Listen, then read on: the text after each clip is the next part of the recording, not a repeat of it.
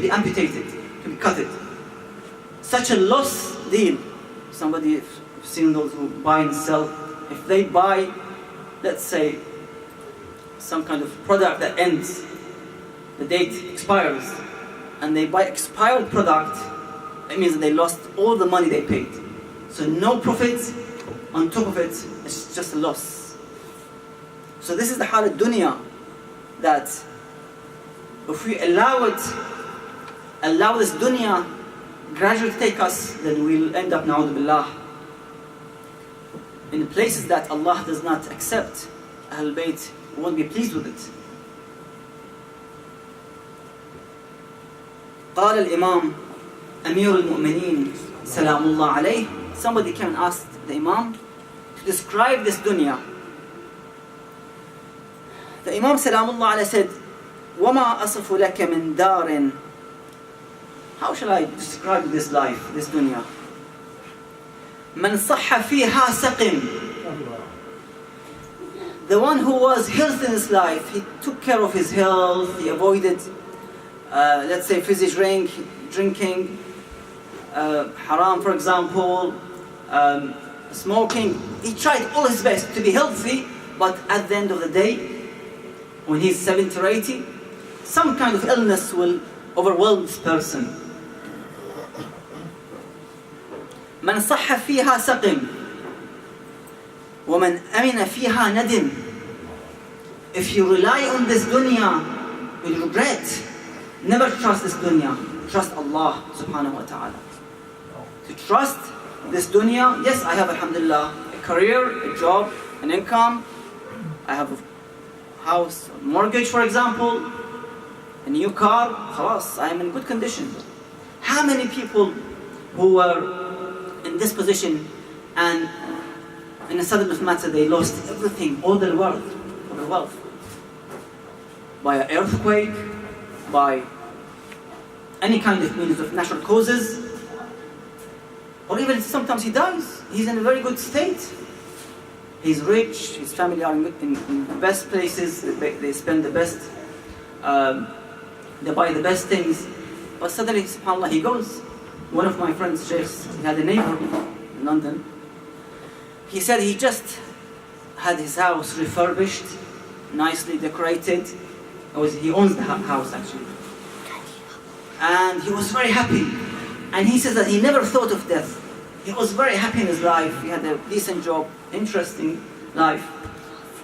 Suddenly he was with his family in the car.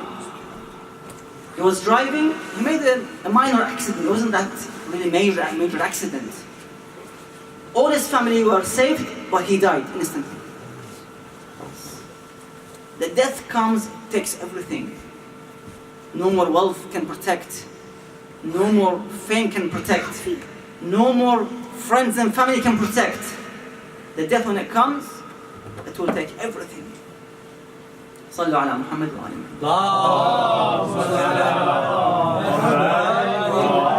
محمد. ومن أمن فيها ندم ومن افتقر فيها حزن. The Imam says, what can I do with this dunya? If somebody becomes poor, he'll be sad.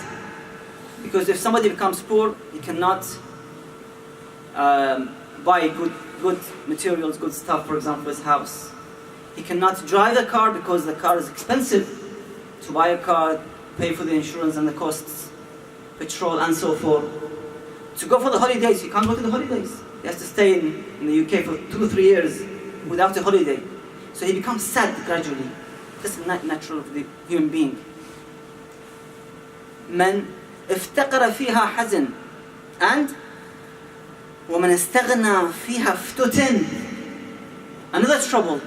If he becomes rich, now he'll be under tests and trials. Allah gives him money, the wealth. He says, okay, give me back 20%, 1/5 of your annual profit income. Would you give the khumus? Oh, well, now I have some debts, such and such. I've got, other enterprises and so forth. Tries to run away from paying the khumus. Or zakat, for example. I had actually met somebody who had a restaurant long time ago.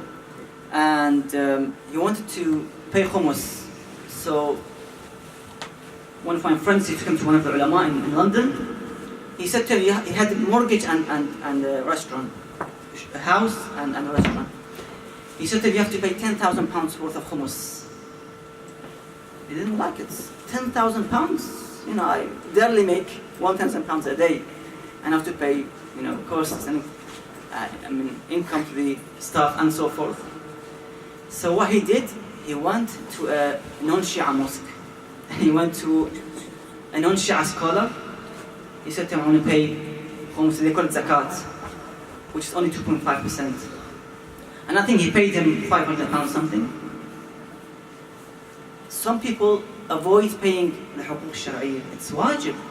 As the salah and Sawm and Hajj wajib, the khums and zakat is also wajib. So if you're rich, you're under the surveillance and the test from Allah subhanahu wa ta'ala. You don't pay it? Okay. Face the reality. Sometimes you face it in this world. You suddenly see, you get a penalty charges.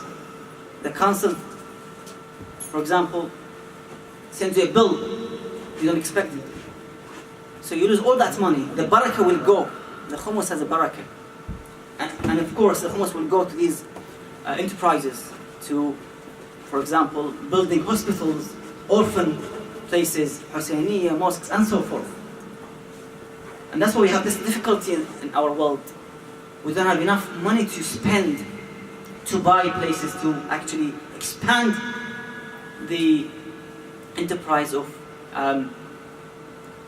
delivering the message of Ahlul Bayt Salamullah alayhim.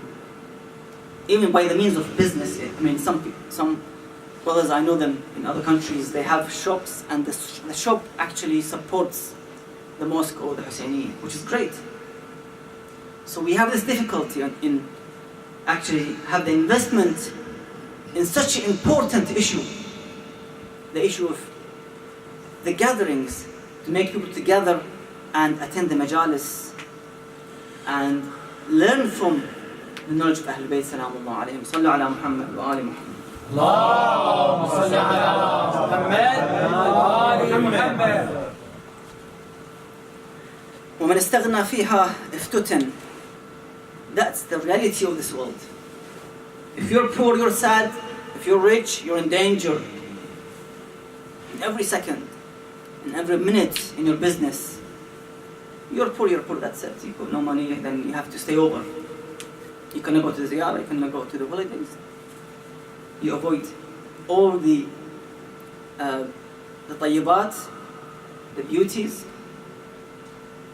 So this is the hal of dunya, as the Imam described it, salamullah alayhi. This is the dunya. And that's why Imam Sajjad, salamullah alayhi, he calls every single believer and mu'min. He says, فَكُونُوا مِنْ أَبْنَاءِ الْآخِرَةِ وَلَا تَكُونُوا مِنْ أَبْنَاءِ الدُّنْيَا. Do not attach yourself to this world. Attach yourself to the hereafter. Be the sons of the hereafter. Do not be the sons of this dunya. As if, just imagine metaphorically, we have two mothers. The real mother is in the hereafter, and the fake mother in this dunya. So the Imam says, do not attach yourself to this fake mother, which is dunya. The real mother is akhirah. The end, the eternity is in akhirah, not in this dunya. How much those rich people, the kings, the sultans, they came all over this centuries and centuries. What did they left? Nothing. They left with a coffin. They left with their bad deeds, with their bad traditions, with their crimes against the humanity. Why did they do crimes? Because they don't believe in the hereafter. One of the reasons that they do crimes and sins, because they don't have any belief in the akhirah. So the mu'min should be careful. The believer should make sure he stays away from the Satan's waswasa. He tries to obey Ahlul Bayt Salamullah alayhi, their words, by attending these majalis, by applying and implementing their instructions. Such a great instructions by Ahlul Bayt Salamullah alayhim. once Isa ibn Maryam salamullah alayh, he saw, according to the narrations of the book, he saw the dunya embodied in an old woman, because we have the hadith that there are things, certain things will be embodied in the hereafter, in the grave. For example, in the grave, your salah, your prayer will be embodied in a young man, for example. The bad and the evil deeds will be embodied in a shape of an evil man, scary man, for example. And so forth. The embodiments of the a'mal, of the deeds, of things will be on the Day of Judgment, of course. So Isa alayhi salam, he saw this dunya in the shape of a woman, an old woman, with her beauty on her face. He said to the dunya, كم تزوجتي? How many did you get married? How many